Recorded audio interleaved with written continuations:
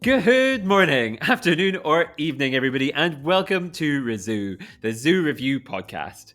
I'm your host, Jack Baker, and today I am joined once again for the last time for now, maybe again later, but for the last time for now, by my extra special guest co host, the absolutely wonderful Connor Davies. Say hello, Connor.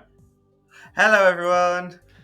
Presented by Pangolin, the Conservation Podcast. This sister show promises to explore, appreciate, and highlight the fantastic conservation work of zoos from around the world, while also offering a perspective on the visitor experience. Today, we're talking all about a zoo which promises to turn your idea of a museum inside out, the absolutely glorious Arizona-Sonora Desert Museum.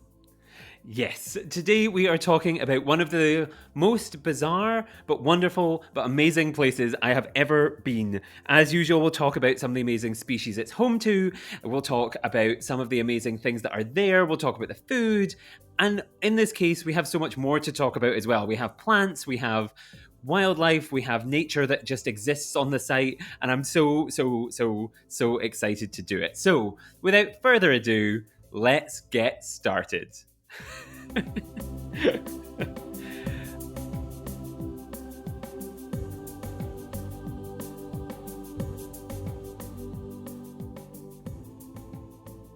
And welcome back to the show. Thank you so much for joining us once again for what is, as hinted at in the introduction, a rather bizarre ReZOO.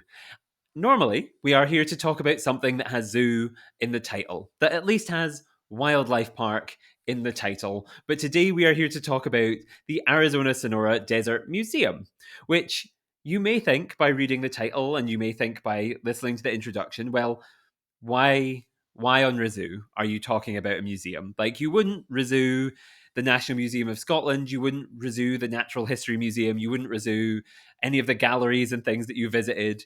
That is true. But the Arizona Sonora Desert Museum is far more than what I think most people would picture as a museum.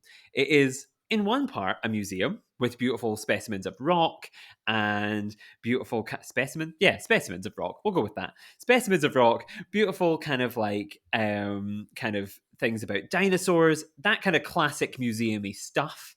It also has artwork, classic museumy stuff, but it is also set in a beautiful part of the Sonoran Desert kind of region where it stretches out over kind of this outdoor space. It feels like you're walking through nature where all of this artwork and rocks and stuff are displayed. And as part of that as well, it is also home to a botanic garden and a lot of wonderful animals native to that region as well. And so while it is kind of like a museum, it is like so alive and so magical and so incredible. And imagine, like, if Night at the Museum had been set here, it would be far less impressive because it's just what it is during the day. Like, everything is alive, everything's a moving, everything's fantastic, and it's just like great and amazing. And I'm so excited to talk about it. I'm so excited. Thank you for joining me, Connor, today to listen to this rambling about somewhere that I loved. Thank you. No, I'm very pleased to talk about this because as soon as you told me about this once you visited it last year, I was like, I need to go and learn everything there is about this because this sounds completely unreal. And from everything Mhm. I've seen, it is exactly that. Yep.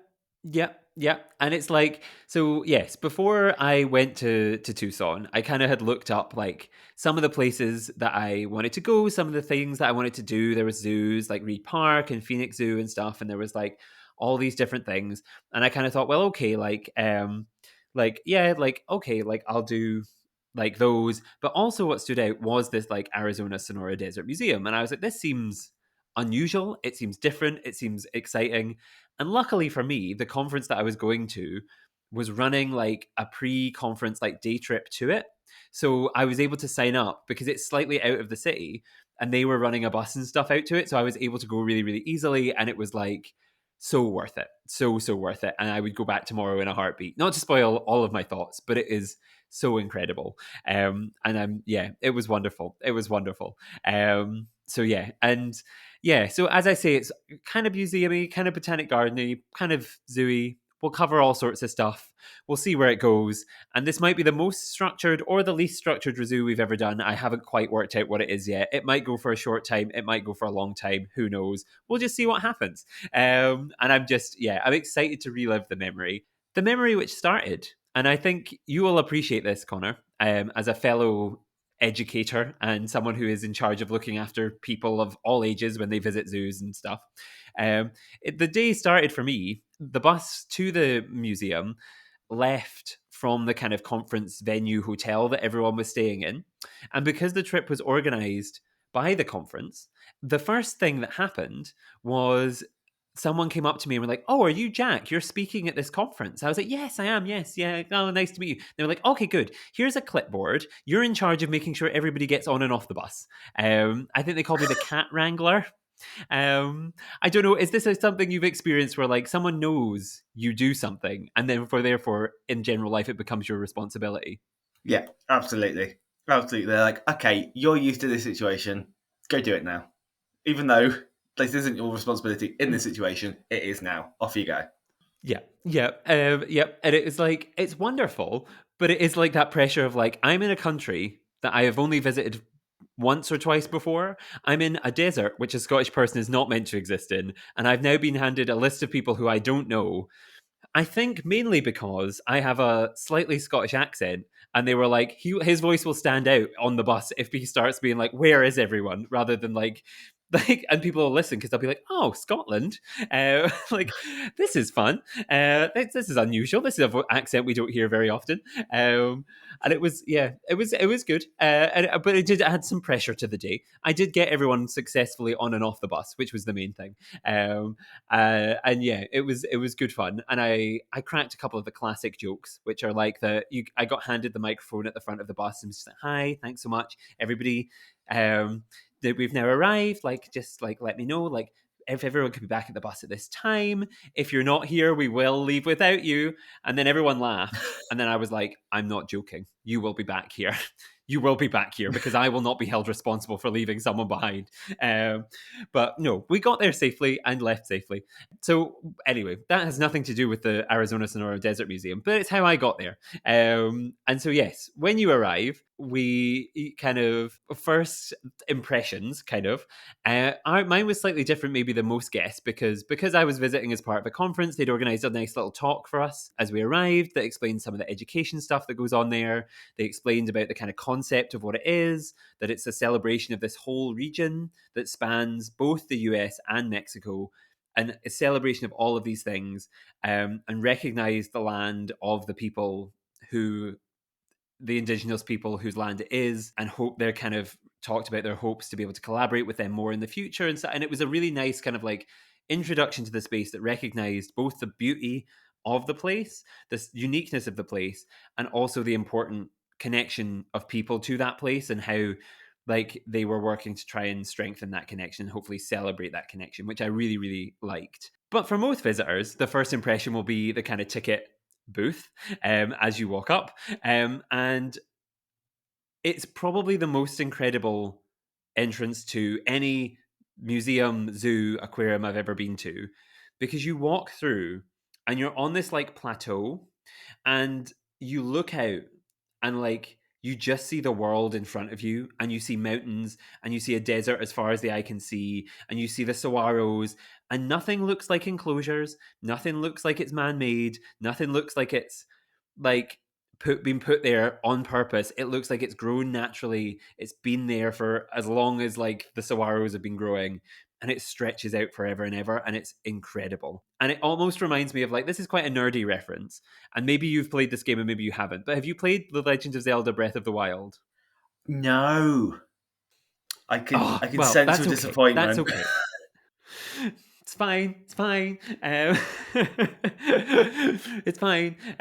No, but it like so this like but the first point of that game, I think Nintendo was trying to make is like, look, we finally did this big open world, and so you complete this like first level, and then you're just displayed out this world of like, look at everything you can explore, and it's meant to feel grand and big, and this does that, where it's like this moment of like, wow, here is the world, and here is why we should protect it, and the point is made before you even enter the zoo.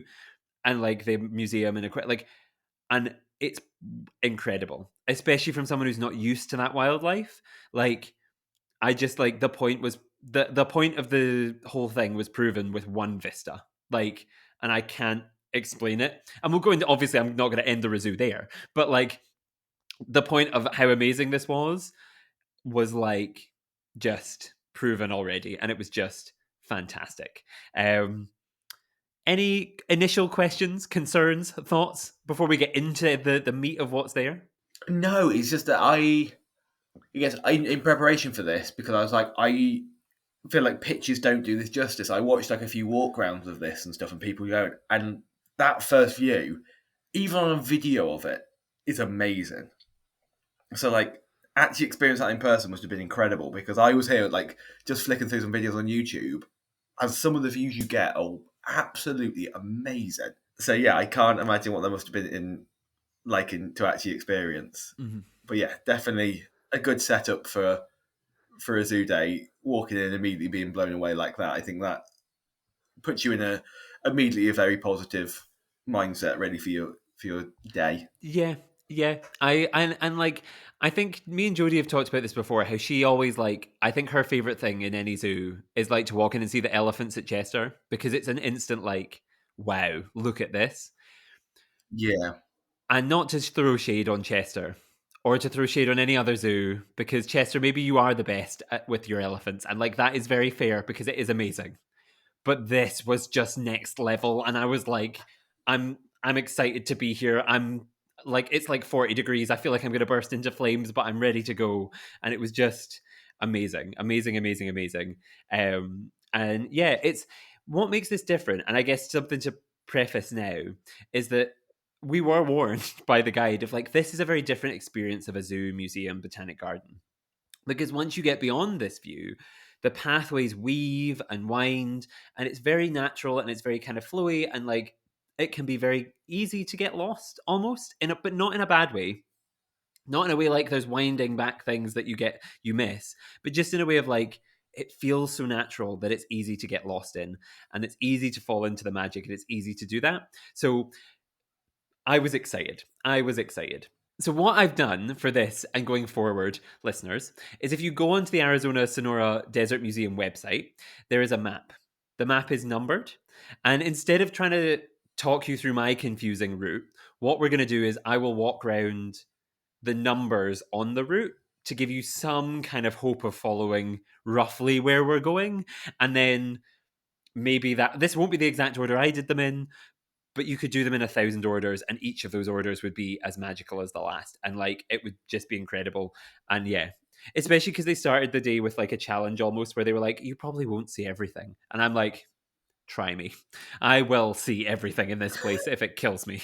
If the dehydration strikes, the sunstroke hits, I will see everything in this place. And I think I did, so I was very happy.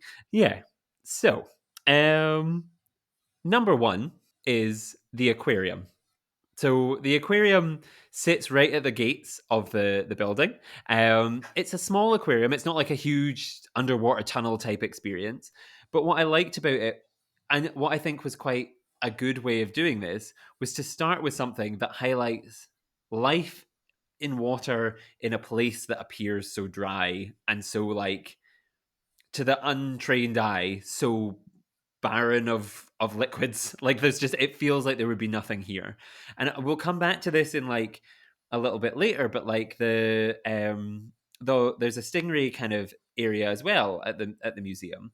And I think what's nice about that and the aquarium is that they kind of highlight this idea that like, we see deserts and we see a lack of water, but actually the Arizona-Sonora Desert Museum encompasses the Gulf of California.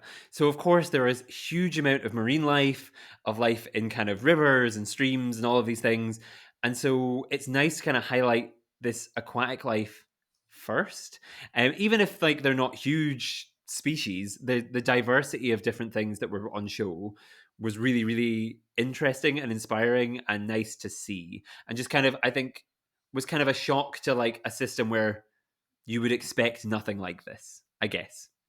Any questions about that? Because I feel like it would be a shock. yeah. I just love that as you've just walked in, you've looked over this huge desert vista, and it looks completely dry, and Mhm. then yeah, you're hit with this aquarium. It just immediately goes from you having a really clear expectation of what you're going to get out of this day and kind of what this experience is going to offer, and then being like, bam, no, completely different. Mhm. Um, and I guess how I think it's really interesting. How is that interpreted? Is it do they make it really clear from the get go what you're looking at? Is it like you walk into this aquarium and it's like all of this stuff is here, or how is it? How do they tell that story? So it's kind of it's a smaller like as I say, it's like it's not like when I say aquarium, we're gonna scale back your idea of maybe what it is in terms of like it's like one large room of aquarium with tanks like on the walls and stuff. And it's more like kind of like I'd say it's like a celebration of each individual thing. So there are animals that kind of live in streams. There are animals that kind of live in all of this, and so it does show some of the different variation. And it's like it's not necessarily like a huge storytelling event, but it tells this. It certainly Yeah, celebrates diversity in its forms, in all of its different forms, which I think is quite nice. And I think it made sure to highlight different things that look very different and distinct, which is also kind of what I like about something like this because it doesn't just show diversity in terms of the aquarium being different from what you would expect. The species on show were distinctly different from each other as well. It wasn't like here's five species that all look similar and should do similar things. It was look at the diversity of marine and river life that's here. Like, yeah. So, yeah, it was a good storytelling device, I believe, I think. Um and yeah, it kind of stood out in a way of like I don't know. I feel like some zoos have aquariums, but obviously, like for example, London Zoo has little aquarium bits and pieces every so often, like in the Tiny Giants house, and then you have like Chester Zoo has like an aquarium that like little bits and pieces. Edinburgh Zoo has in their wee beasties like they have like a small aquarium. But what was nice Mhm. about this was it was as with everything here tied to place, and it told the story of a place in a way that was nice and kind of made sense, if that makes sense. Like the whole thing revolved around one place, a celebration of place, rather than, I guess, Chester or London or Edinburgh or what something like who have no reason to like. They have marine life around them, but they don't celebrate that necessarily as much as this celebrates its place and its story, which I really liked. Really, really liked. Yeah, the stuff that was there had a clear purpose for it being there. It was very Yeah. clear why that collection had those animals and why it had them arranged in that way. Yes. Whereas, yeah, I Yes. think some zoos can put things like fish in because they might be doing incredible work out there with them in the wild or what have you. But some where they put them in the zoo is just where they fit because they Yeah. want to tell this kind of story or whatever. That it's more kind of we want to show this animal off. Where's it going to go? Where's best for it? And actually, Hmm. kind of the purpose of that aquarium at this museum seems like it had kind of more of a clear purpose. Yes, yes. And the same on the flip side of that, also near the start, was the reptile house.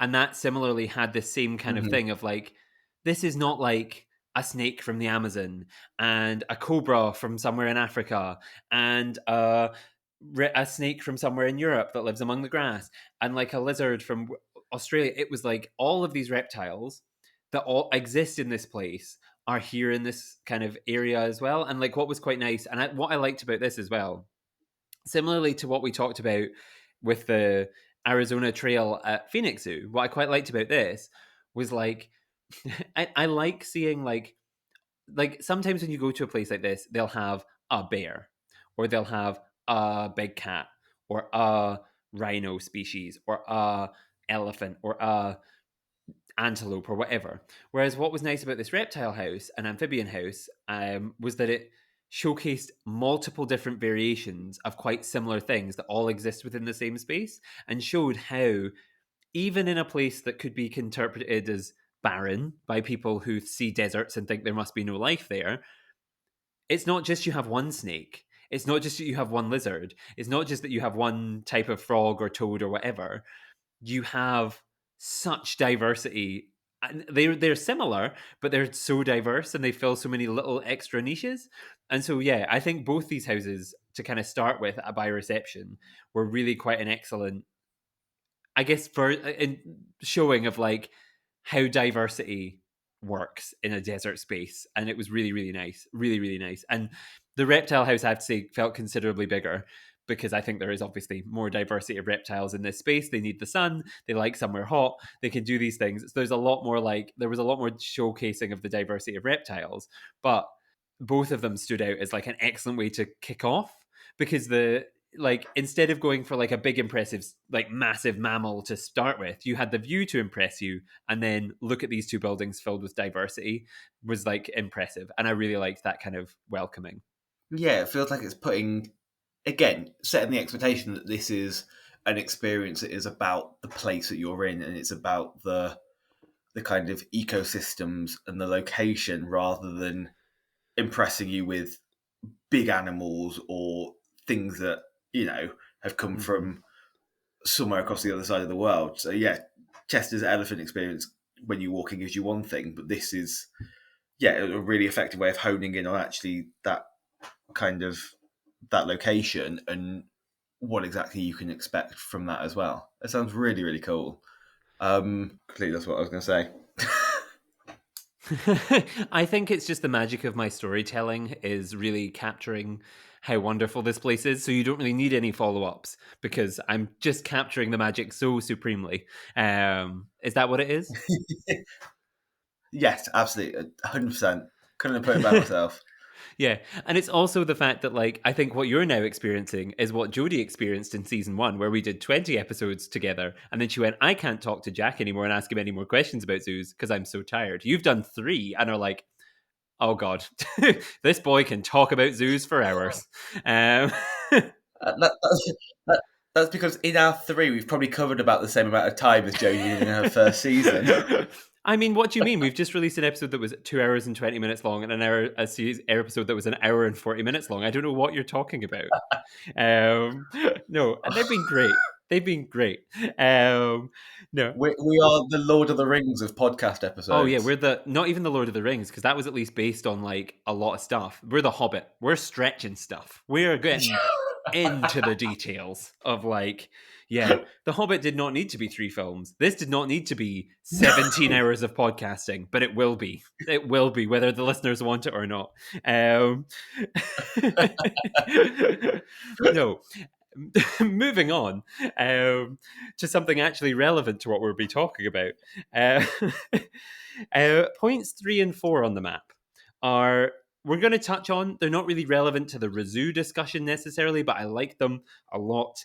They are the Earth Sciences Center and Cave and Ancient Arizona and Sonora Source, which, yeah, they are basically like where Scottish people should exist in the desert, underground, a lot of it, where you go and it's nice and cool and dark, and there's not sun that will set your paper thin skin alight. And you go down under the kind of like ground, and there's this beautiful kind of celebration of geology and how the earth was formed and all of this beautiful all of these incredible beautiful rocks and like it's so beautiful. It's like, and it feels like what I think I like about this, and what's going to become clear, I think, as I go around, is that like you could sell this place on the aquarium and the reptile house. You could sell it on the geology elements. You could sell it on the aquarium elements. You could sell it on the zoo elements. You could sell it on the botanical garden elements because each of them are so strong. And this was a beautiful way of like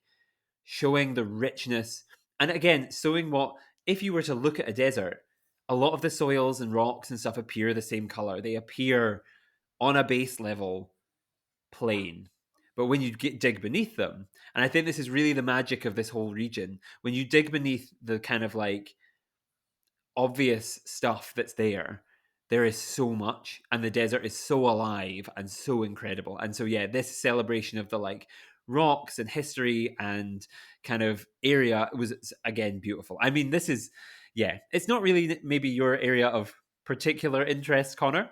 I mean, you'll probably hear more for the zoo element, but Well, what are your thoughts? Well, no, this is really interesting because this is one of the bits where when I was watching all these walkthroughs and stuff and seeing that, I went, "Oh my god, that is Hmm. incredible!"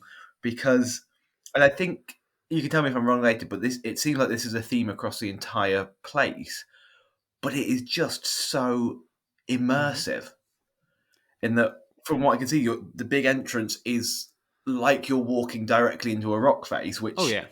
I've seen is like fake rock, which is some of the most convincing fake rock I've ever seen. It looks brilliant. And then am I right in saying there's a part of it that's just like a cave path, so anyone can go and like almost like you're bouldering through an actual cave that they've created to kind of get that experience. It's that way of building that kind of play, that exploration Hmm. side into this really informative building that looks like it's part of the landscape. Again, it's kind of putting that focus back onto this is a place you are, this is what we're showcasing. I think it does it in an absolutely brilliant way. Zoos try really hard for that Hmm. whenever they do themed areas, and this just seems like a brilliant example of it. Hmm. Yeah. And it just looks, yeah, it looks absolutely incredible. Hmm. It's a level of immersion I have never experienced anywhere else. And like I think a lot of places do that well. And I do think this is obviously an advantage because it's set within the exact landscape that it needs to be set in to sell this kind of Mhm. story. But it yeah, and it feels like everything has been done with especially in areas like this, like everything has been done in a way that is so thoughtful and thought through, and someone it feels like someone really cares that this is right. You know that way where you're like, this isn't just someone's done something that looks cool. This is someone has thought about something a lot and made sure it's really well thought through, and there's love, and there's something in it that's more than just, oh, we've chucked up some rocks for people to look at, we've put them in a glass Mhm. case, and that's that. You go through, yeah, and there's like, it feels like the bouldering almost feels like you're venturing into the unknown. It feels like you're wandering down into the depths of like something nasty and scary and like, but is actually just like magical and like, yeah, it does make me wonder sometimes because they are like, it made me wonder because this whole place is essentially part of the desert. There's not many fences, there's not many things. It does make me wonder sometimes like when someone's like, I would not want to be the person to shut this cave at the end of the day if I was the last one in or out, if that makes sense. Like, because what could wander in Does there? Just yeah, does like, what were yeah, you? does one of their staff members have to go through the entire cave tunnel, like, I and just check if there's any lost small children? I, d- I don't know. And I've like been in a Botanic Gardens at closing before and it's not fun. And I'm in the Botanic Gardens in Edinburgh at closing and it's like the worst thing that I could run into is a badger. Like whereas this like it feels like you're in like the middle of like this like it would be spooky to go through alone at the end and like I'm like it's just like but it's so incredible. It's so incredible. And like yeah. And you come out again and it's like you know that way where you go into something and it feels like you kind of going into the darkness and your eyes adjust. And then when you come out again, you've almost forgotten how bright the desert sun is. So your eyes then re-go and then you're like, oh, okay, we're back. And like your eyes are burning and you're like, this is a lot. This is a lot.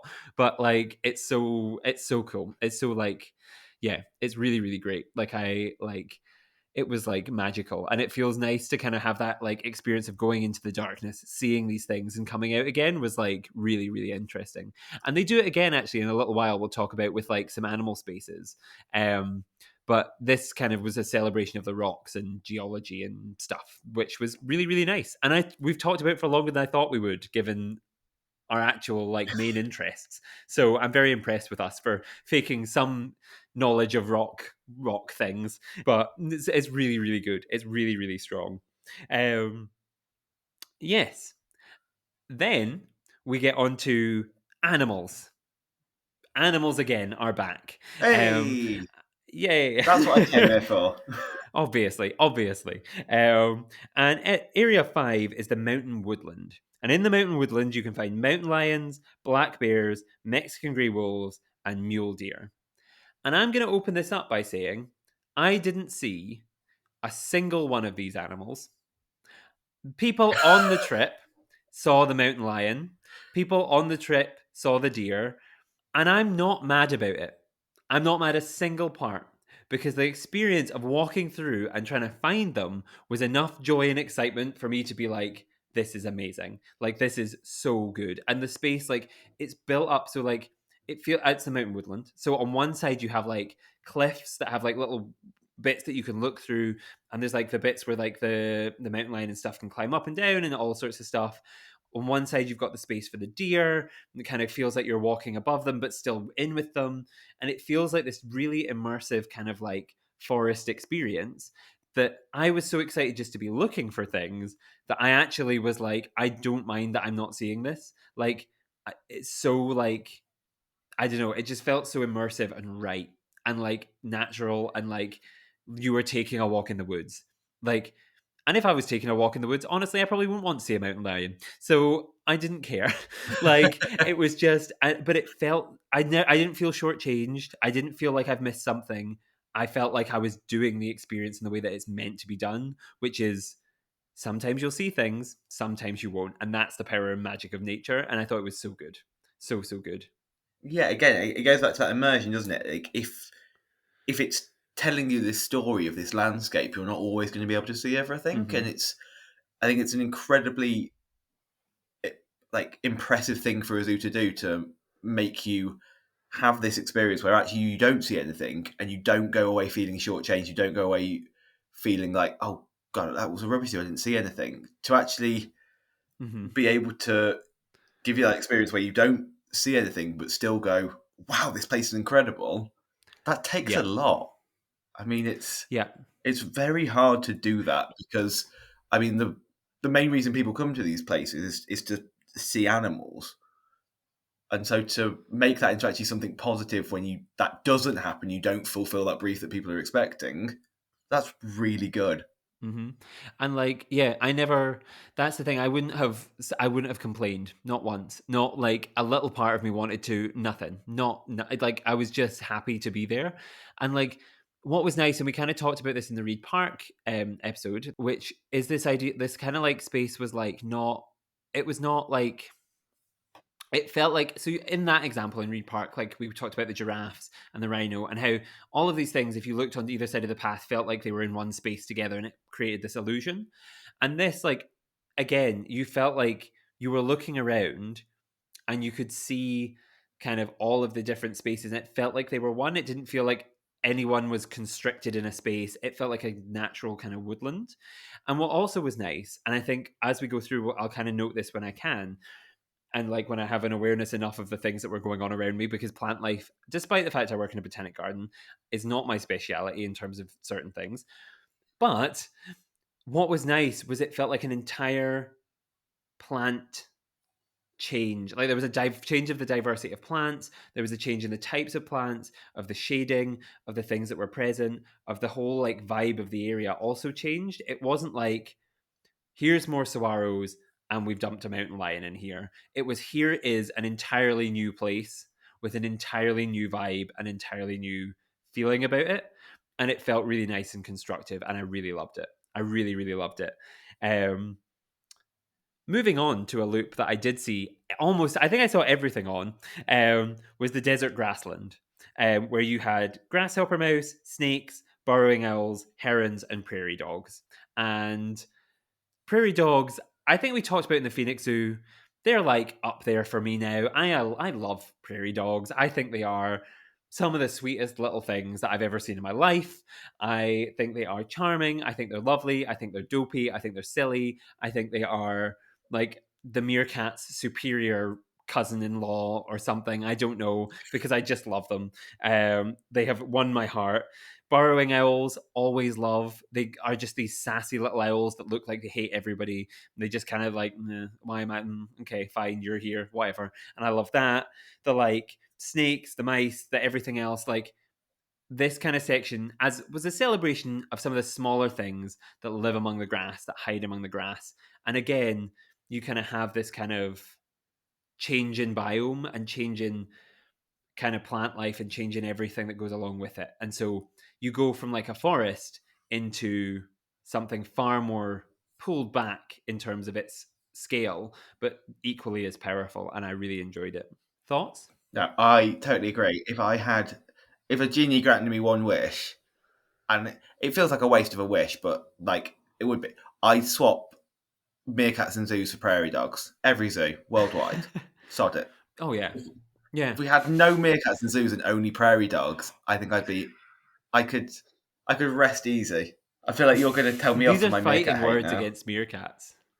No, so since the last episode where we absolutely went in on meerkats, I have had a meerkat feeding experience that Jodie got me at Blair Drummond Safari Park, and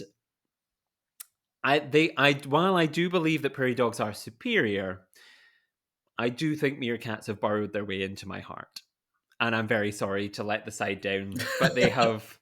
Yeah, they just are. They are charming. You can't deny they're charming. They are charming, a little bit charming. Frustratingly overloved, I would say, because I think there are other things that perhaps deserve more love that don't get it because people are too obsessed with meerkats.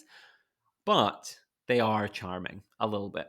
I can see why people like them. It's the attention they get over other more deserving animals that grates me. But anyway, we I I could I could talk about this for literally hours, and uh, let's not. But this bay also sounds amazing. Again, I had a look at some pictures of this. Looks like the nicest prairie dog enclosure I've ever seen anywhere. Mm-hmm. Yep.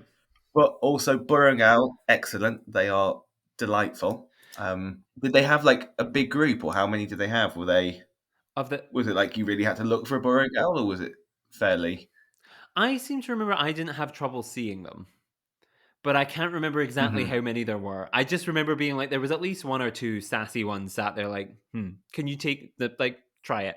We'll fight you. We'll fight you. That's the attitude I was getting from them, uh, and I love that for them, to be honest, because they're so small and dumpy. Um, but like, so like the energy they exude is wonderful. So yeah, I don't think it was a huge group, but I can't really remember. I just remember seeing a couple and being like, yeah, I agree with your vibes, sir and or madam. um any other questions, thoughts, concerns on this or any preceding areas? I don't think so. I think it all again. It's just at every level they are going above and beyond to make you feel Mm-hmm. like you're on this journey. Like you say, it's easier because they're not creating this area from scratch. They've literally just taken a patch of desert and plonked this in there, so it Yeah. does automatically feel more natural. But it also feels like everything that they're putting in that space is trying to build on that. Yeah. Whereas some zoos you get have a part of that zoo that's dedicated to this environment or Mm-hmm. the place where it's set, but most like the rest of it is a South American jungle plonked in the middle of this kind of natural landscape that's completely different, has a very different biome. Yeah. Just to actually hone in on such a kind of micro level into all of the different habitats that this place offers, I think it's just really unique. Mm-hmm. Every extra bit I hear about this and learn, I'm just like, this is really good. This is brilliant.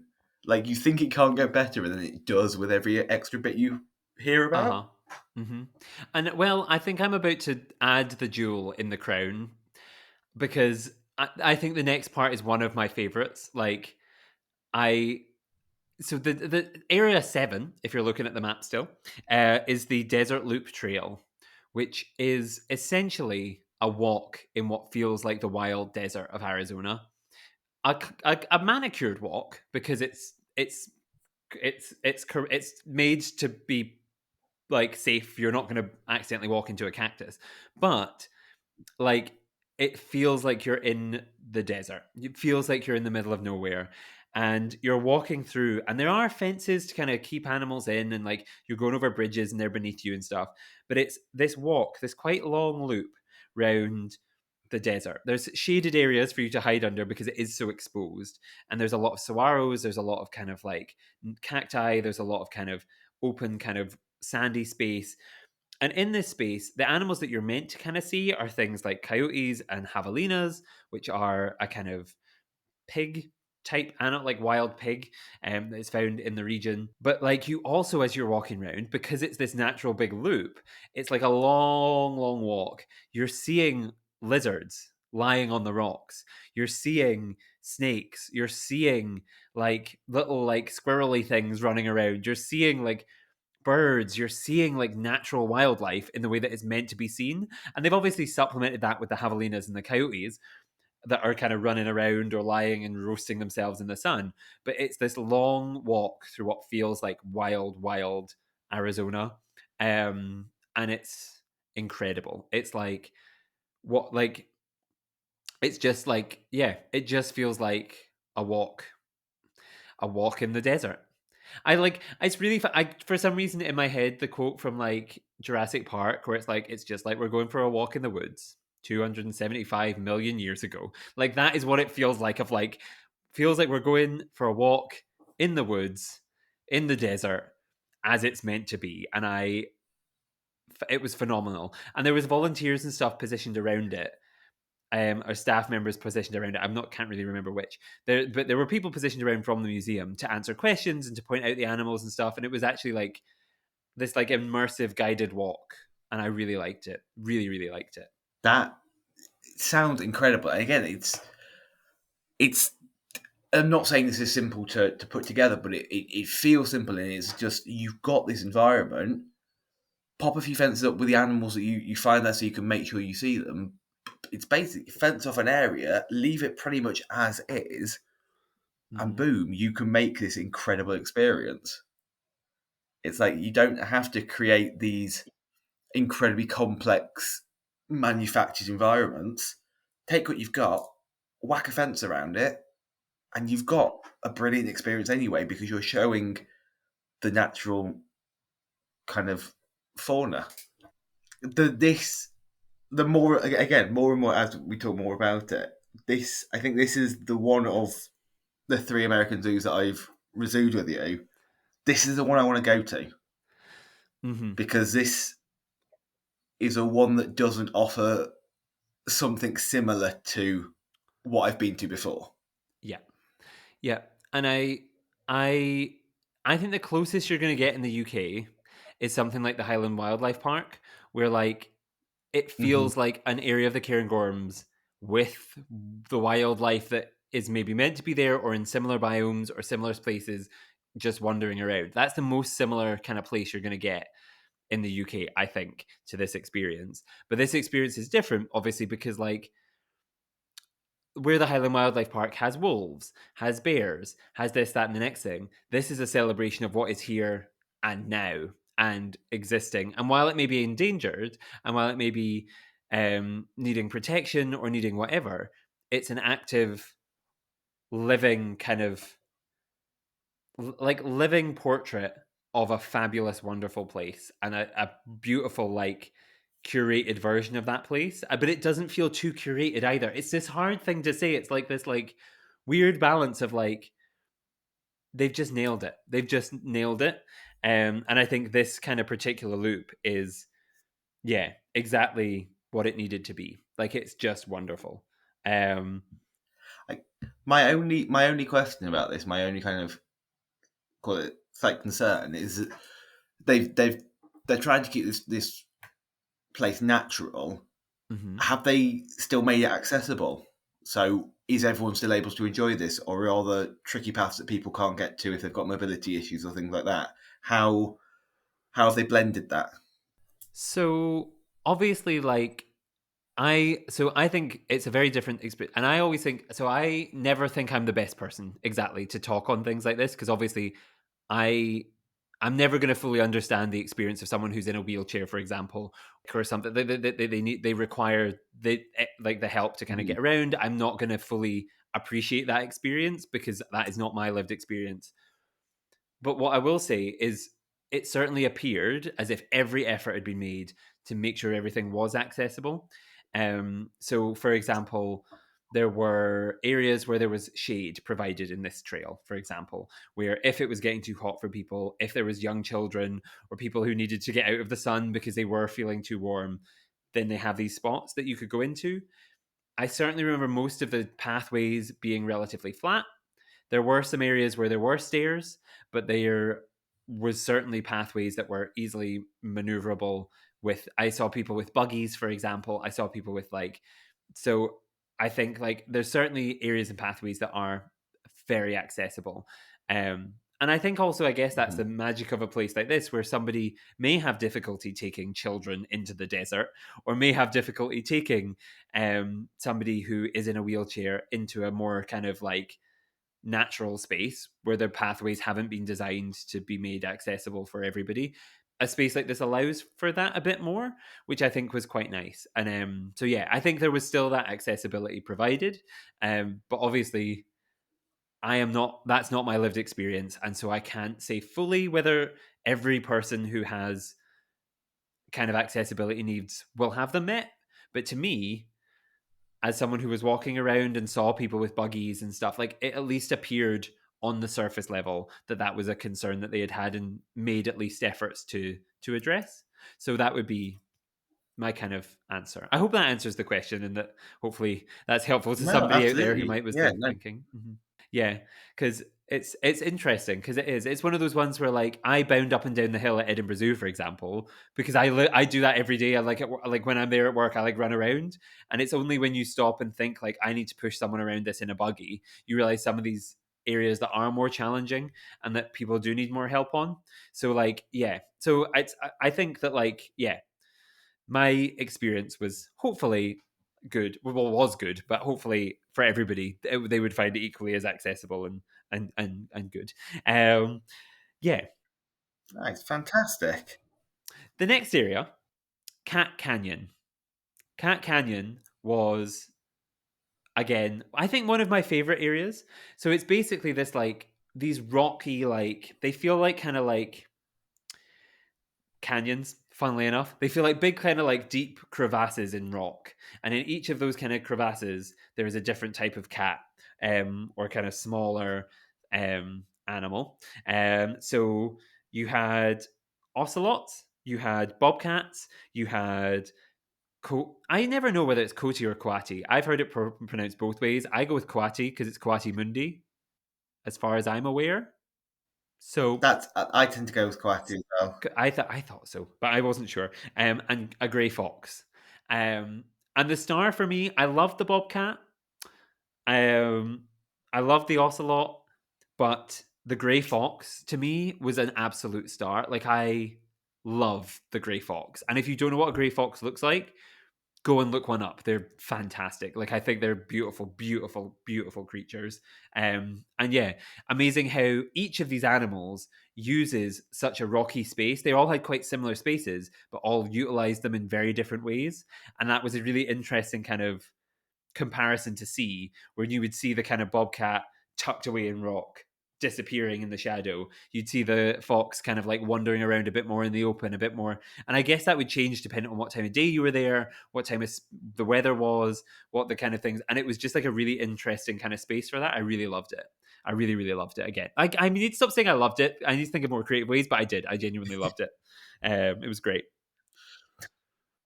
I think the grey fox. I had never seen a grey fox before I looked at this, and I just assumed that like the name didn't set me on fire. You know, I was like, oh, like a red fox but grey, slightly more boring. And I can't quite comprehend how different this grey fox looked like than what I would have expected. It's just so. It almost looks like a fox that's been kind of smushed down a little bit. It's a little bit stumpier, isn't it? It's a bit kind of shorter, Yeah. less slender, and it is about 40 times more adorable because of that. Yeah. Like, It's yeah, just yeah the best. And I don't know. I don't really know how to sell it any more than that because it's perfect and I love it and it's my friend and I would like yeah, they're just the best. And like again, like what I loved about this is like it's a spin on, and what I love about a celebration of place and space is that it's a spin on animals that you think you're familiar with. I think I know a fox. I think I know a cat. I think I know a wild boar. But to see animals that are familiar but different was really, really fantastic. And it was like, yeah, it was an excellent kind of celebration of them. And yeah, the grey fox especially was like really stood out to me. I really, really loved it. Um, I think then We then enter another area that's like significantly different. We're at point number 9 now for anyone who's still following on the map. Um, because you've gone through a kind of forested area, you've gone through the more kind of like open desert, you've gone through the crevasses and crevices and fissures. There's a word. That's the word I was looking for. Fissures of like the rock for the bobcat and all of these things. But then you get onto this kind of space that is the riparian corridor.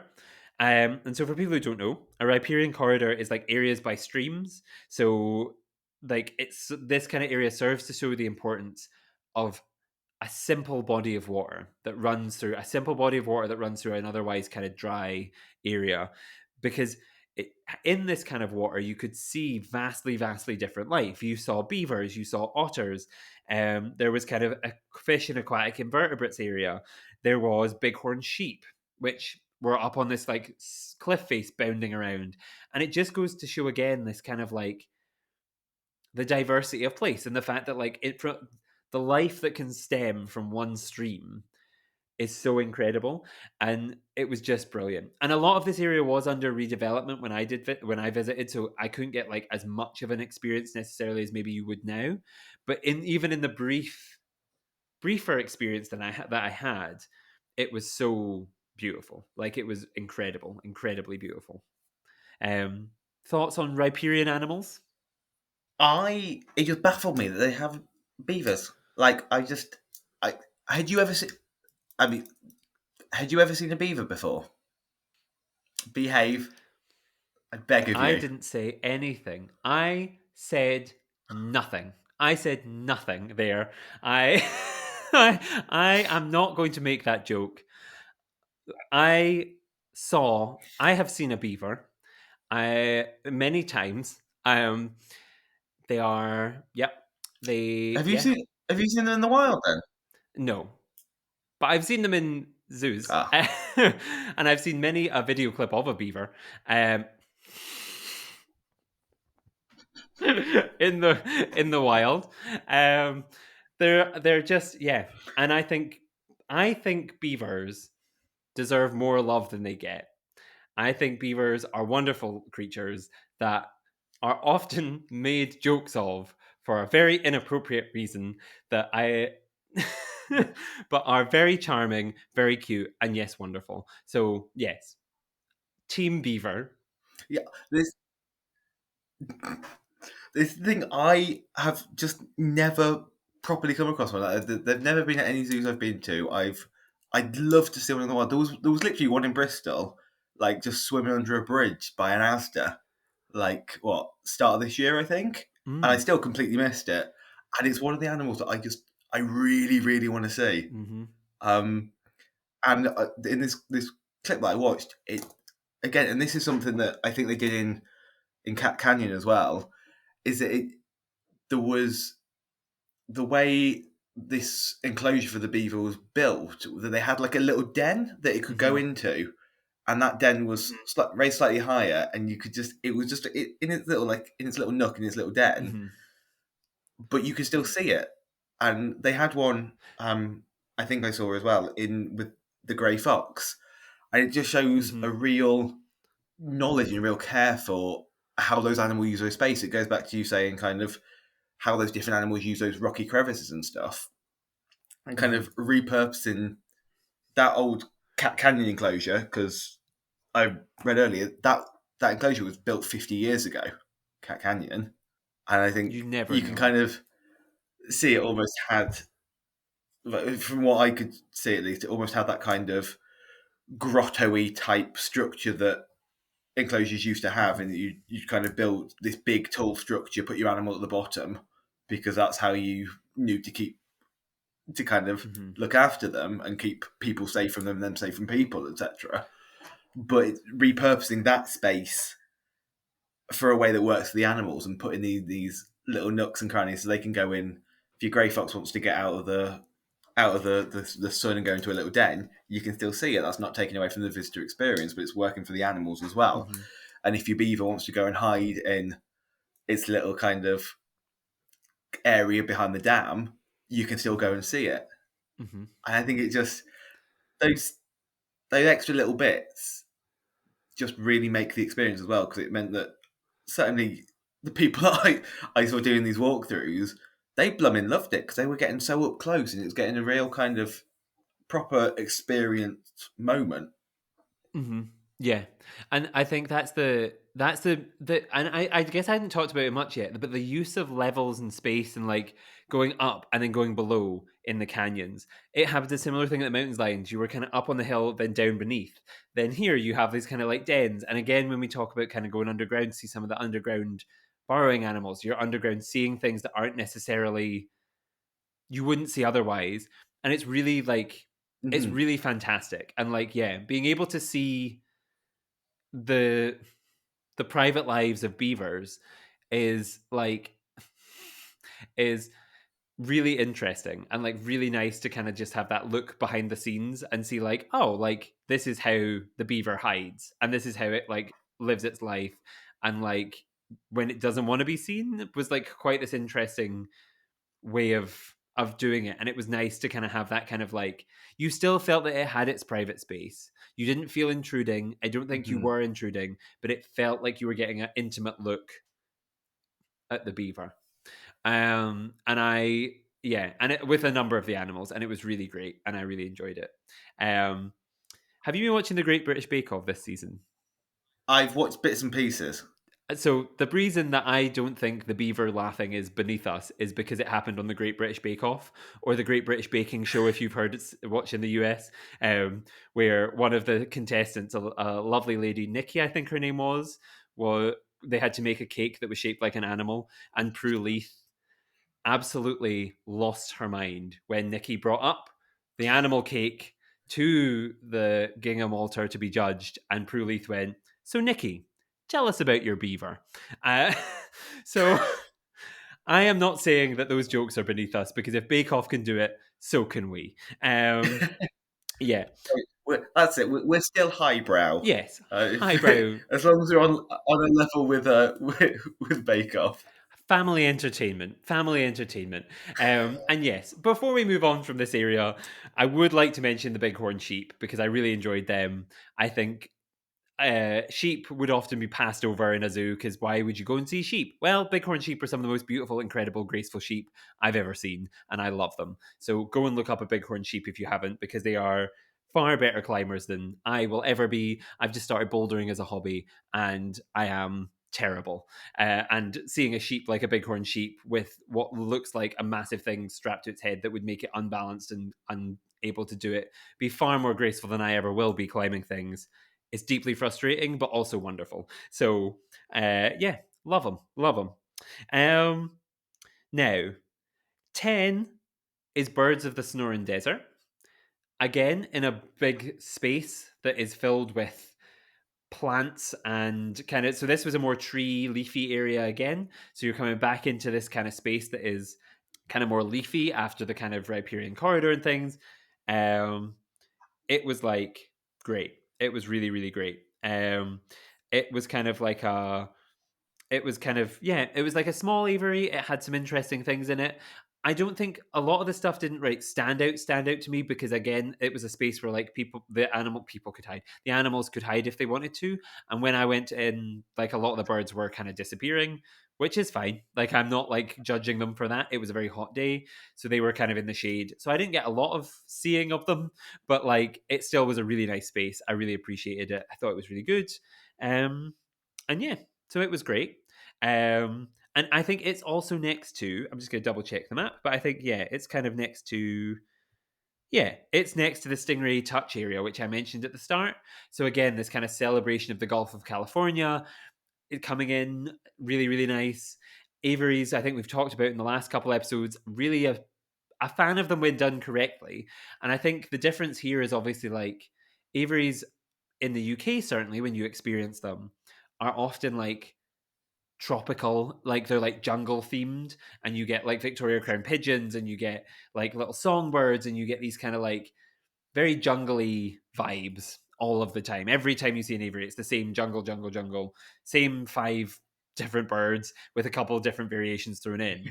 Whereas this was a celebration of birds that they weren't necessarily the brightest colors. They weren't necessarily jungle magnificence that you would expect from that, but they were beautiful in their own right, and they were unique in their own right, and they were special in their own right, and I really enjoyed seeing them. I thought they were like really, really nice to see. So yeah, while it wasn't the hugest, biggest, most wonderful ever like display of birds because they were all hiding because it was so hot, it was the most. It was a really nice, really well done space. I really enjoyed it. Really, really enjoyed it. So yeah, thoughts, feelings, emotions.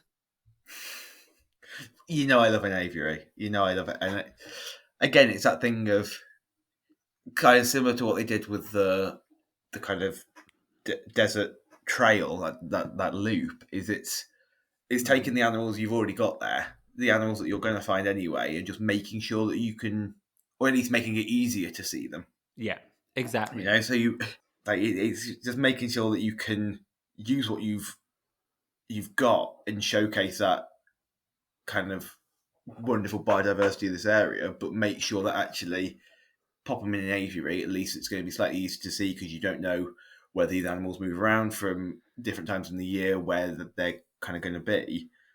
I think there's just something wonderfully Mhm. effective about that. Yeah. But yeah, Oh yeah. I love an aviary. Can you? Did you literally like see no birds, or can you remember any birds, any that were particularly impressive that you did see? Like, I'm not talking names. I'm talking I'm not gonna lie. describe them. I had very. Paint me a picture. I saw. I'm not gonna lie. I didn't see many a bird in the aviary. I can't remember many because the. And I don't want to shade the birds that were in here. There was also a hummingbird aviary that we're coming up to, and Yeah, the hummingbirds occupied all my brain space for birds. So I'm so sorry, other birds, but the hummingbirds have got you. I I could understand that. I could Yeah, understand. yeah, yeah. Um, well, speaking of the hummingbirds, we're almost there. Not quite.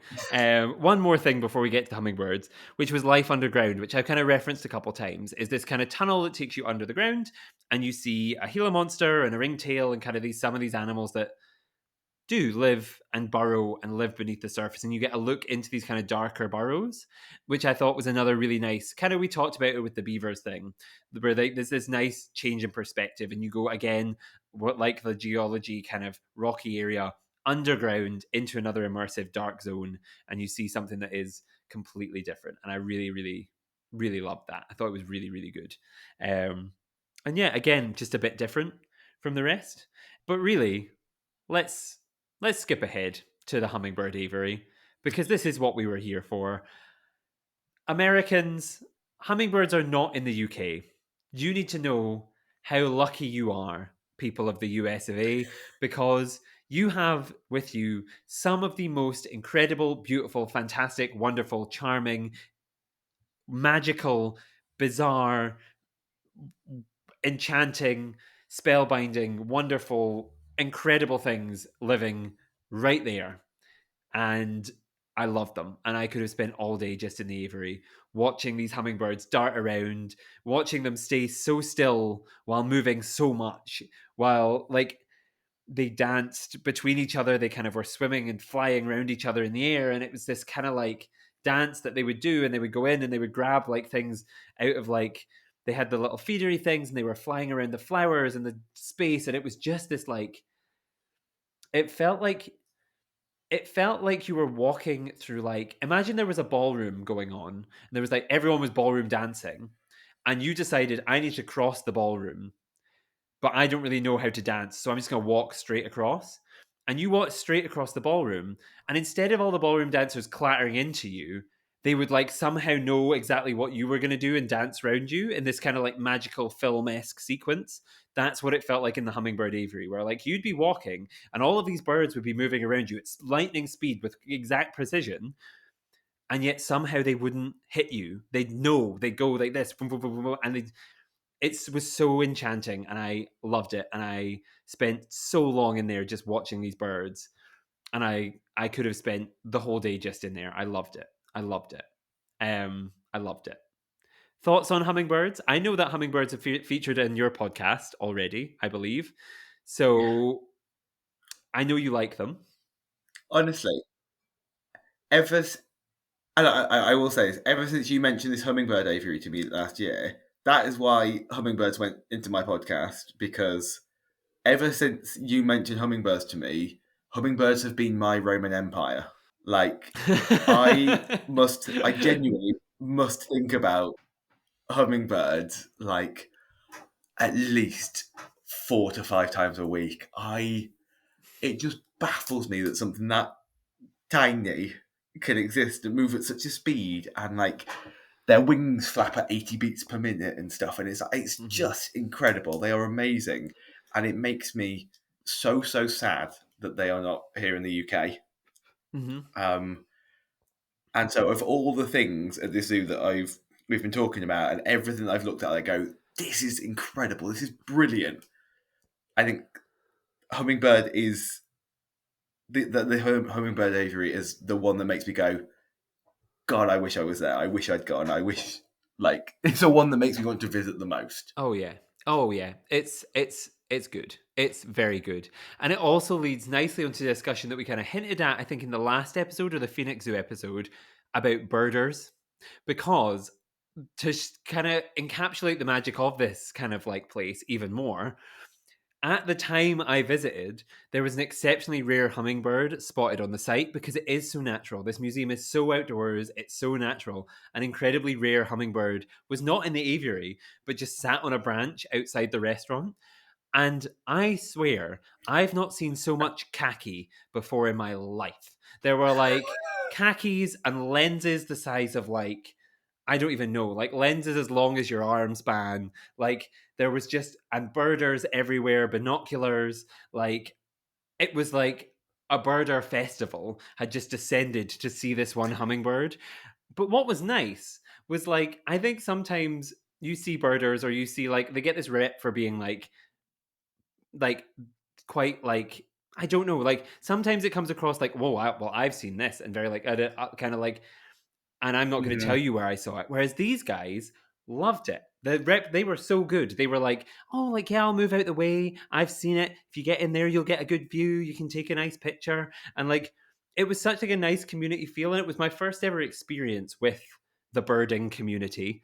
And I loved it, and I thought they were all very charming and very lovely. And I don't think I will follow birds in the way that they do, but I appreciate how much they love them. And I understand this is a new hobby of yours, so you can speak on behalf of the community.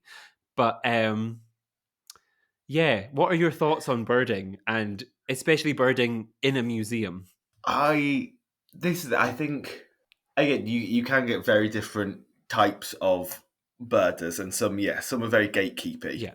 Um, again, I don't know if that's different across different locations or anything. There's certainly been some of my experience in the UK, but actually, I think as a community, they especially more and more so. I think as the birder community realizes that it's not the most diverse, and it tries to encourage new people in, and realizes that it has to be slightly more approachable to do so.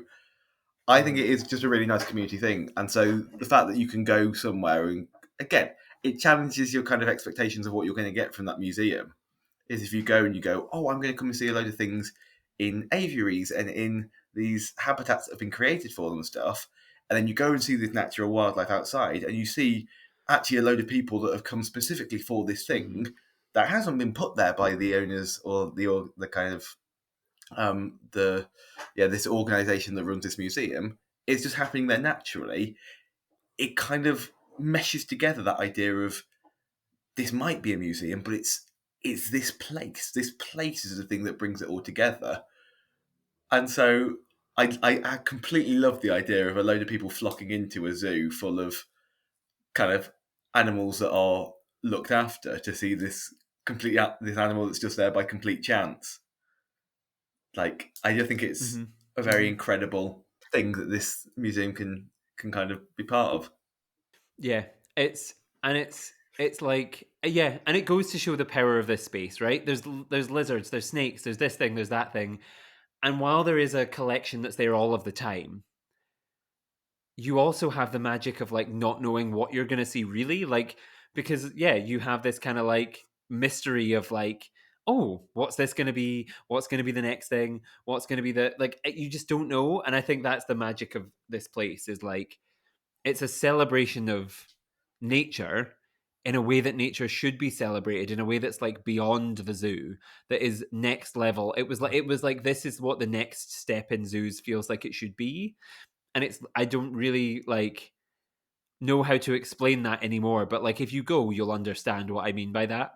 And like it feels like this is the future, and that this feels like a celebration, and it's just magical and it's great. And I think like what that doesn't even touch Yeah, on.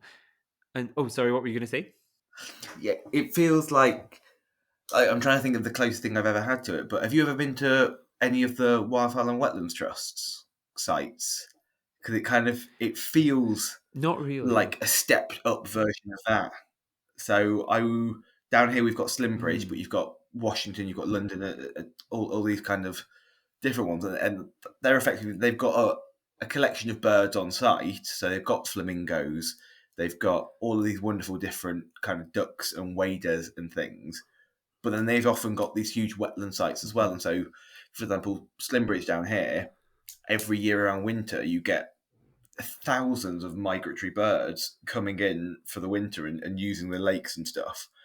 And so there's an element if you go there and you know, oh, I'm going to see if Slimbridge, you go, I'm going to see all 6 species of flamingos. I'm going to see this, this, and this because they're the ones that are kept there and looked after. But if you go out on these wetlands, you have no idea what you're going to see there. Every trip is mhm, different, and it's celebrating that really, really unique landscape and that ecosystem. And yet again, you get those communities of people that are going, "Oh, I've not come. I don't care about those flamingos over there. I've come to see this incredibly rare warbler or this yep, tiny little bird that most people that are coming for those kind of like captive animals wouldn't even notice." yep, And so there's those different elements of it. And yeah, I think that's an incredibly powerful space as well. So to kind of take that and step it up and do that natural experience and then the zoo on top and then things like the museum as well mhm, and bring it all back to that landscape mhm. feels incredibly powerful. Yeah, yeah, yeah. Especially when we haven't even mentioned the fact there are 5 botanic gardens on site. So alongside the changing landscapes, alongside the like artwork that's dotted around, alongside the things, there are uh, there is there is an agave, a cactus, a people and pollinators, a desert, a pollinators, like all like botanic garden spaces as well, where you're seeing different species of plant demonstrated and displayed in a way that's magical as well. So we hadn't even really touched on those, but alongside the celebration of the wildlife and the animals that come in and the natural things like the saguaros that grow and all these things, you then also have these beautiful collections of plants that are also a celebration of place and space and based in a way that's like beautiful and curated but natural but wonderful but inspiring, and in a way that like I feel like in a lot of places, plants come very much second to the animals. But this felt like, no, we're here to celebrate all of this. We're here to celebrate this place. We're not here to celebrate this species. We're not here to celebrate the charismatic megafauna. We're not here to celebrate one aspect. We're here to celebrate the special, unique character of this one place. And those botanic gardens really were the final cherry on top of what was that magical experience. I think it was like it was really beautiful. It was incredible, incredible, incredible. And yeah, that brings us sadly to the end of the trails that we had to talk about.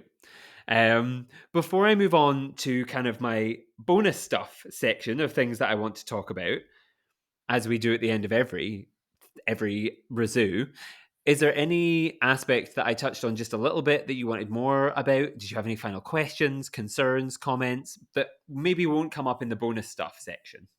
I don't think so. I think it's my comments for all of it are the same. That it just all seems.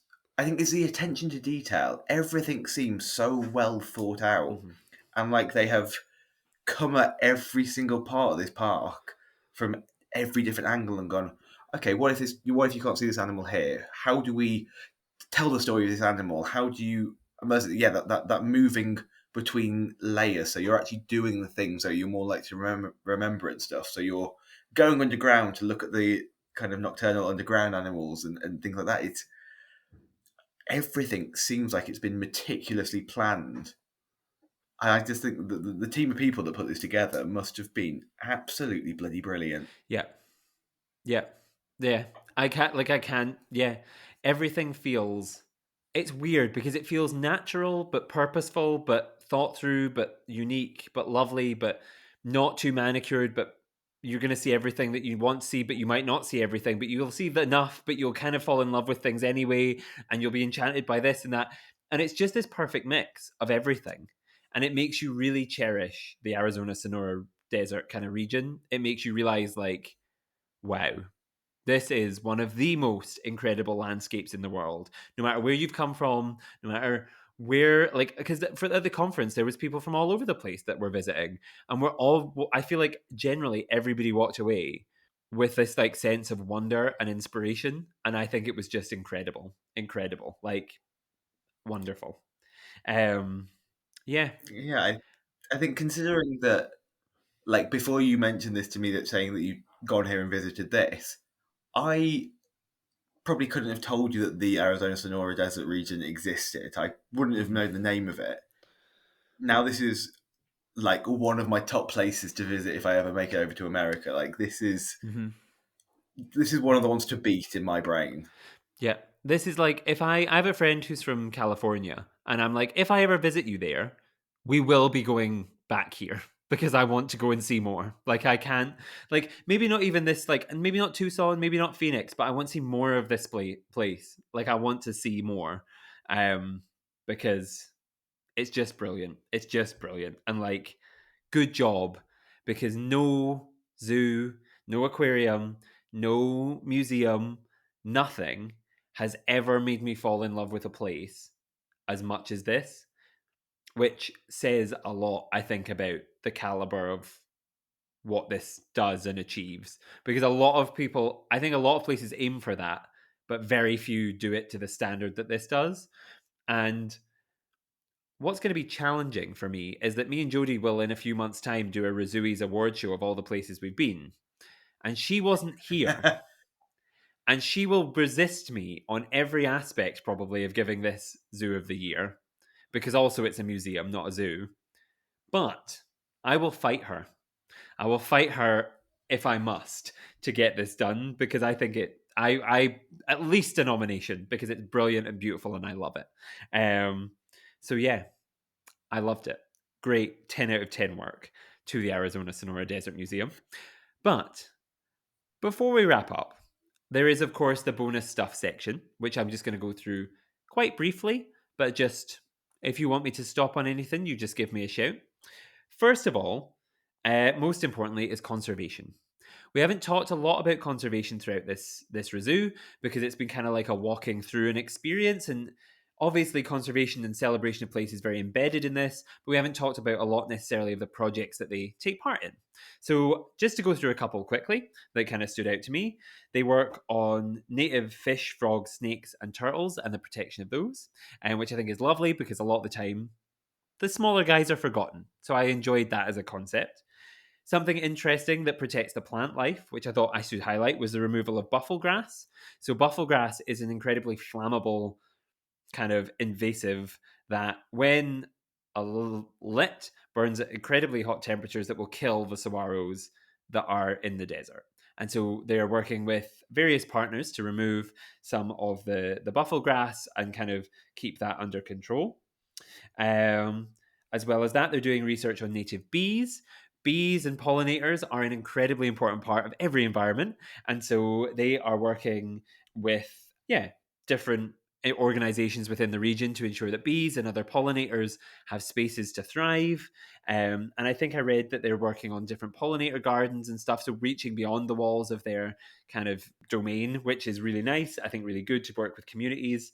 There was also stuff on climate resilient foods. So thinking beyond nature conservation, but into this kind of climate resilient food network kind of like idea of like, as the temperature changes and as the world changes, we're going to have to adapt, and certain things are going to have to change. And so thinking beyond kind of like, um yeah, kind of understanding climate resilience and food.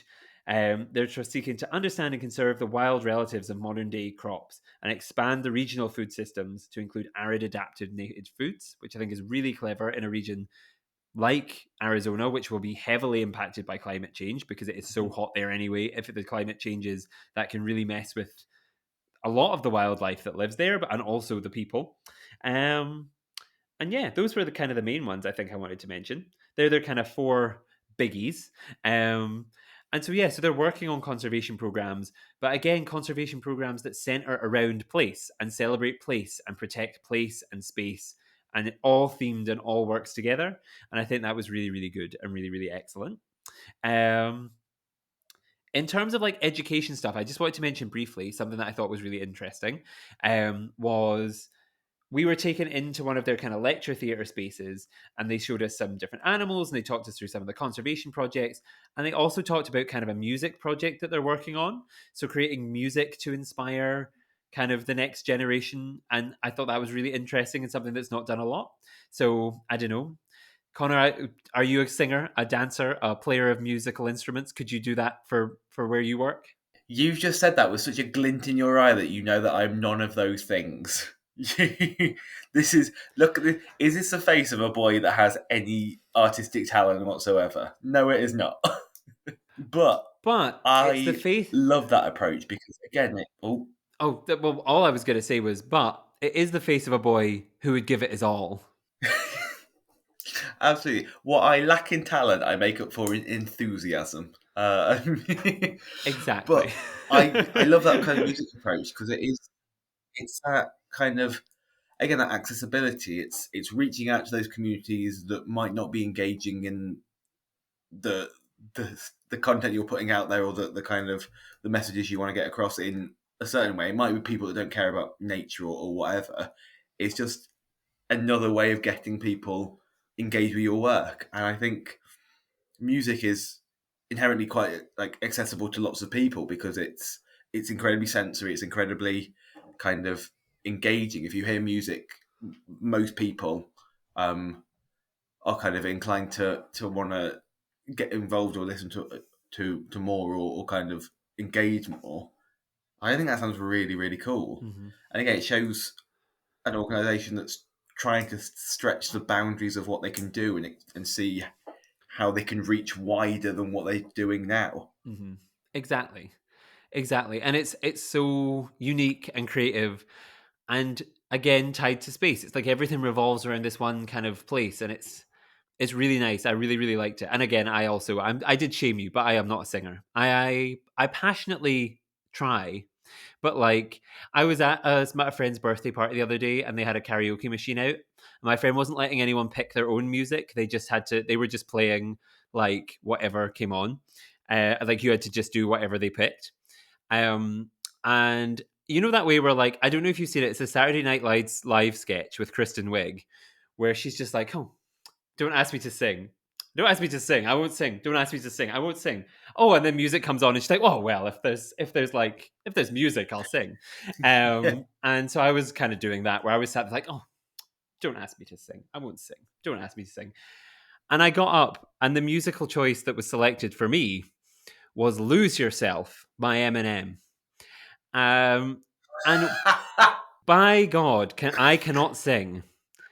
But I, out of somewhere in the deepest pits of my being, was able to draw every lyric to that song out of myself. I don't know where they came from, but I delivered them with the passion of some kind of like esteemed rap artist, which is not me at all. But I gave it my all. I think it was maybe the like just really like to really downplay the rap artist in me. It was maybe the two ciders I'd consumed that really pushed me over the edge into like crazy territory where I could pull it off. But yeah, so music I don't think will be featuring heavily in my education career, but in my personal life, very passionate musician me. Um, yeah. I don't know why you're finding this so funny. Do you not see me as an Eminem lose yourself type artist? If if I had to pick the song that I would least expect you to be able to sing, I I think "Lose Yourself" would be up there. Mm. I That's fair. I mean, it's fair. Um, but can I tell you the even more embarrassing reason why I think I know all the words? Go for They it. play it in my spin class. They play it in my spin class.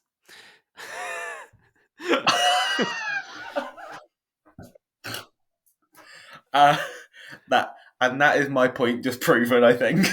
Yep. Does Eminem not do real rappers not spin? Is that not the done thing in rap culture? I don't know. It's not my cult. It's not for me. Yeah. But I drew it out of me and I nailed it. And to move swiftly on, um,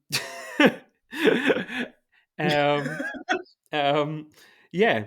Anything else to mention? Gift shop was lovely. Excellent selection of products. Lovely magnets. Lovely books. Lovely everything. It was excellently designed. It was huge. There was a lot of stuff at reasonable prices. I wanted to buy it all. That was great. Everyone got back on the bus. I made sure everyone got back on the bus, and we went back to the hotel. Um, yeah. Oh, and the restaurant. The restaurant was lovely as well. I know people out there listen for the food content. The restaurant was lovely. Had a lovely time. It was very nice. And yeah, lunch was paid for by the conference. So I had a really great time. Um, yeah, it was good. It was good. Um, and that brings us to the final stage. 2 stars and a wish. Something that made Connor the most jealous, and the word of the ReZOO. So I'll start. So Connor, you start thinking about whatever made you the most jealous. I'll go through my 2 stars and a wish, and then we can reconvene. Um, for me, the 2 stars really were it's so hard because it was also good. So the hummingbirds, obviously, 10 out of 10, an inspirational, amazing experience. Number one, haven't seen anything like it before. Incredible. Number two was the view when you first walked in. That was undoubtedly the best thing I've ever seen in a museum, zoo, aquarium, botanic garden. Would go and stand there and watch for hours, could go and stand there and watch for hours and be happy. And it was just a brilliant first impression. My one wish would be that I could go there again. It's too inaccessible for me. It's on the other side of the world. And I genuinely, it happens very rarely, but there is nothing in my mind I could think of that I would change. Not one thing. Not a thing. That I was happy with everything. I think maybe like maybe something, but I nothing that detracted so much from my experience that I would change it. Nothing at all. Um Connor, what made you the most jealous? Oh, honestly, so my 2 stars. Um, I I think my first is just not a specific thing, but just the immersion, the level of, like we said, the attention to detail, the level of you walk around this place and you feel like you are part Mhm. of this environment, even whether you're on that really natural trail, whether you're on this completely manufactured cave, Mhm. you still feel like you are having a real wild, natural, completely authentic experience. And I think that is something so many zoos try so hard for, and it's Mhm. so hard to get right that it feels like this place really nailed it. Um, and so I think the immersion is my kind of first star. Second star, oh, it's so tricky because it's all so brilliant. Um, but I Mhm. think my second star has probably got to. I really like the idea of that kind of cat canyon because again, it's Mhm. like you say, it's that twist on those kind of species you think you've seen before, but it's also Mhm. kind of using what you've got. So these old exhibits that have been designed 50 years ago for the standards that the zoos had 50 years ago, but then actually adapting them and adapting the animals you keep in them. Because I imagine 50 years ago, they probably had much bigger animals in them that weren't suitable for the space that they had. But you've changed that experience, you've redesigned that enclosure, you've redecided kind of what animal to put into it, and you've made it work for the species that you're holding. You've put the thought into where they're going to stay, where they're going to use that space, how you're going to make sure they're visible and that your audiences can have a connection with them. And that's probably, I imagine, thought that wasn't put in 50 years ago when somebody whacked up this giant big canyon and stuck a cat down at the bottom of it.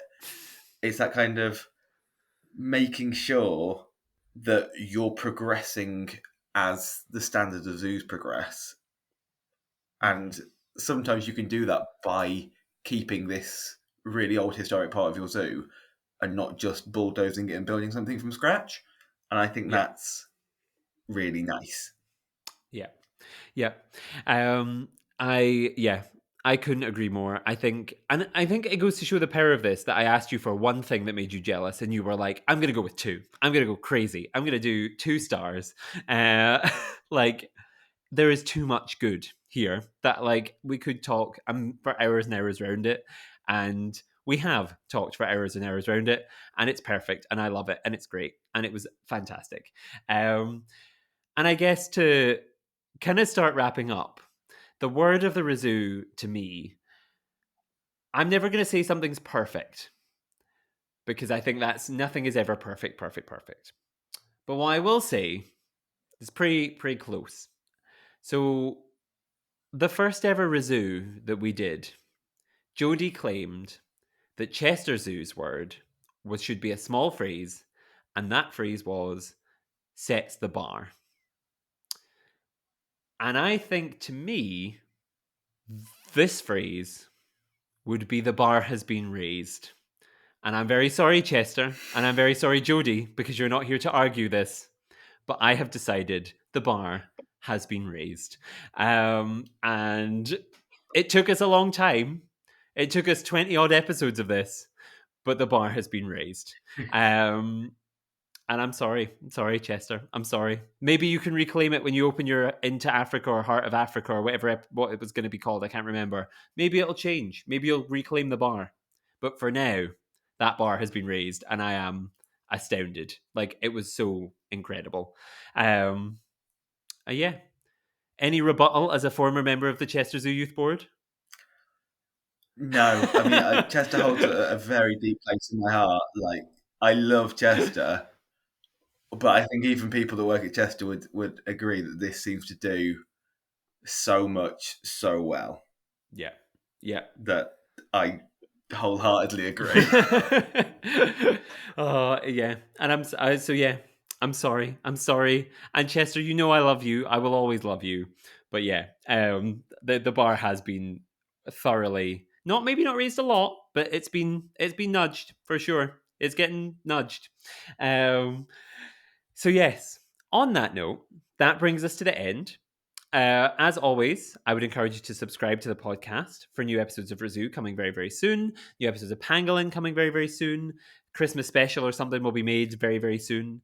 It's been a very good year. Hopefully, we'll do something fun and exciting for that. And then there'll be season 6 of Pangolin, the Conservation Podcast, coming out soon. So make sure to subscribe so you don't miss out on all of that stuff.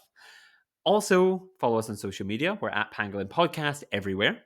And of course, before I go though, it would be wrong to not say, sorry, a huge, huge, huge, huge, huge thank you to you, Connor, for stepping in to what are very big shoes set by Jodie, and excelling in bringing your own voice and opinions and questions and enthusiasm to what is a difficult thing to do because you haven't even visited any of these places with me.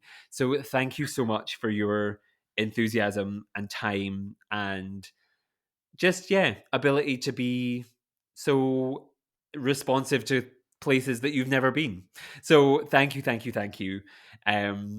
I would also like to say thank you by giving you the opportunity to plug anything you would like to plug, because I know there is a project very passionately that you are running. So take it away. Thank you. Thank you. Anything you would like to mention? No, thank you for having me again. It's brilliant. It's been a nice vessel to get out all of my pure nerdiness about zoos in a way that doesn't alienate people close to me. It's been beautiful to to to share the kind of love of zoos and stuff. And we know the one thing I don't struggle with is having a voice, as the 6 hours of content will attest to. But yeah, I mean, if people enjoyed this, I want to hear me spouting more stuff about love of zoos, but also some of the wonderful animals that we might keep in them, or that I would like to keep in one. You can go and listen to Planty Planty Zuzu, which is a podcast I run with my wonderful fiance Steph. And each week we add a plant and an animal to our hypothetical zoo/botanic garden. We'll talk about why we want to add that animal or plant, the stories we want to tell, its conservation status, how we're going to show it off as well, and kind of design our own visitor attraction from the ground up. It's very exciting. It's quite a lot of fun. It's not serious at all. We don't take ourselves very seriously, as becomes quite clear quite quickly. But yeah, if you would like to come and listen, we're available on any podcast platform, and we're on the socials at Planty Planty Zuzu. Yes. And I will link that below so people can go and find it. And I hear there might be a very special guest appearing some point soon. Maybe. Who knows? If he ever gets invited, he might appear. You never know. And so, yes, I thank you again, Connor. Thank you, thank you, thank you. Again, we have talked for far too long, but in I think hopefully the most entertaining of ways. For our listeners. And yes, just a final note before we go. Jodie will be back very, very, very, very, very, very soon. I can tell you I have already recorded about 5 more episodes with her, covering 5 zoos, 6 zoos, 7 zoos. I can't remember. Many a zoo has been discussed with Jodie in files that currently live on my laptop, but will be making their way to your ears very, very, very, very soon. So please look forward to that. I hope you have missed her as much as I have. As much as I love you, Connor, I am excited, I think, to have her home. She's escaped me for long enough. She I needs to come understand. back. And yes, on that note, thank you, Connor. Thank you, listeners. Thank you, everybody. Thank you to everybody who was so welcoming in Arizona to me. Thank you to Phoenix Zoo and Reed Park Zoo, and of course, the Arizona-Sonora Desert Museum. And until next time, goodbye.